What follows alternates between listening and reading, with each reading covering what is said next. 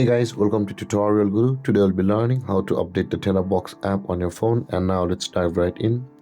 Now to update the Terabox app on your phone, first open up your Play Store app and not the Terabox app itself. And after opening your Play Store app, guys, at the bottom right corner of the screen you can see the search button available for us.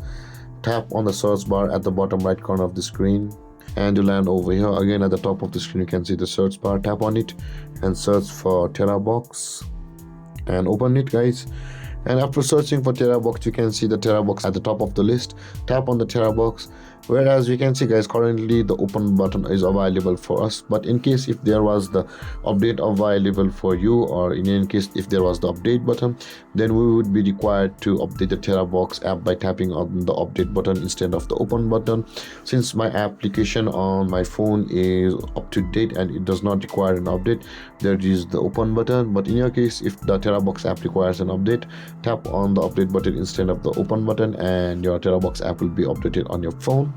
And with that being said, guys, this is how to update Terabox app on your phone. And if you have any confusions or questions regarding the topic, feel free to comment in the comment section below, and don't forget to like, subscribe and hit that bell icon for more videos. Thank you for watching, guys. Peace.